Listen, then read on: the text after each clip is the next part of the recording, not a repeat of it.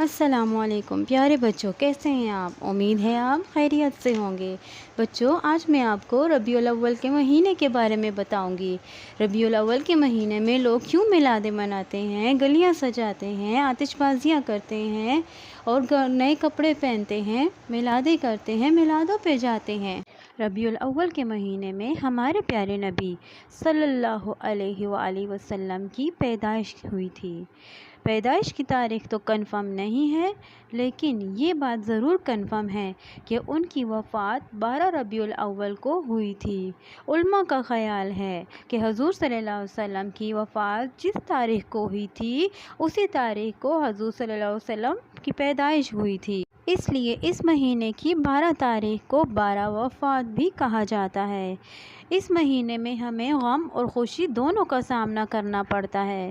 بعض لوگ اس کو خوشی کی نسبت سے مناتے ہیں۔ اس مہینے میں حضرت محمد صلی اللہ علیہ وآلہ وسلم کی پیدائش ہوئی تھی اور وہ دین کا پیغام لے کر آئے تھے۔ انہوں نے جہالت کے اندھیروں کو ختم کیا۔ بچوں، جہالت سے مراد کہ پرانے زمانے کے لوگ جہالت کے اندھیروں میں ڈوبے ہوئے تھے۔ وہ اپنی بیٹیوں کو زندہ دفن کر دیا کرتے تھے اور بتوں کی پوجا کرتے تھے اور کسی قسم کی فحاشیوں میں ڈوبے ہوئے تھے اور بہت سے گناہ کرتے تھے۔ اور کچھ لوگ اسے غم کی نسبت سے مناتے ہیں کہ اس دن ہمارے پیارے نبی صلی اللہ علیہ وآلہ وسلم صفحہ ہستی سے چلے گئے۔ پیارے بچوں، آپ دونوں صورتوں میں منا سکتے ہیں، کیونکہ عمل کا دار و مدار تو نیتوں پر ہوتا ہے۔ مطلب یہ کہ اگر ہم دل میں یہ خیال کریں کہ ہمارے پیارے نبی اس دن پیدا ہوئے تو ہم خوشی منا سکتے ہیں، لیکن اس کا ہرگز مطلب یہ نہیں، یہ لازمی نہیں کہ ہم گلیوں کو سجائیں، گھروں کو سجائیں، محفل میلاد کریں، یا لوگ تو سب سے بڑا گناہ کا کام کرتے ہیں کہ کیک کاٹتے ہیں۔ کیک میں گنبد خضرا کی تصویر بنی ہوئی ہوتی ہے یا نالین مبارک یا کچھ اور ایسا بنوا کر اور اس کو کاٹتے ہیں۔ میرے پیارے بچوں، اسلام میں تو کیک کاٹنا جائز ہی نہیں ہے۔ اسلام نے تو برتھ ڈے کو منانا بھی برا سمجھا ہے۔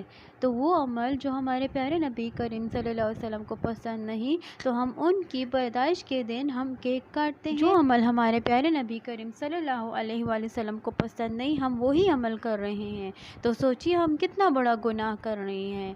اور سب سے بڑی بات دوستو، اس مہینے میں وہ پیدا تو ہوئے تھے، لیکن اسی مہینے میں وہ فوت بھی ہوئے تھے، تو ہمیں دونوں چیزوں کا لحاظ رکھنا ہے۔ اگر ہم خوشی منانا چاہتے ہیں تو گھر کے سب افراد ایک جگہ بیٹھ جائیں اور نبی کریم صلی اللہ علیہ وآلہ وسلم کی کچھ پسندیدہ کھانے بنائیں، جیسے کہ کدو کی سبزی، گوشت کی سبزی وغیرہ، اور دعا کریں اور ان کو ایصال ثواب پہنچائیں اور درود شریف پڑھیں۔ اگر کسی کو نعت آتی ہے تو نعت پڑھیں۔ حضور صلی اللہ علیہ وآلہ وسلم کو نعت بہت پسند تھی۔ جب کوئی نعت پڑھتا تھا تو حضور صلی اللہ علیہ وآلہ وسلم اپنی چادر مبارک اس کے نیچے بچھا لیتے تھے۔ تو سوچئے دوستو کہ نعت پڑھنا پھر کتنا بڑا ثواب کا کام ہوگا۔ لیکن نعت بھی وہ نعت جس کو سن کے انسان مسرور ہو جائے اور گنبد خضرا اور حضرت محمد صلی اللہ علیہ وآلہ وسلم کا تصور آئے، نہ کہ گانے کا کوئی طرز آئے، اور حضور صلی اللہ علیہ وآلہ وسلم پر درود شریف بھیجیے۔ تو دوستو، امید کرتی ہوں کہ میرے آج کے ٹاپک سے آپ کو کافی کچھ سیکھنے کو ملا ہوگا۔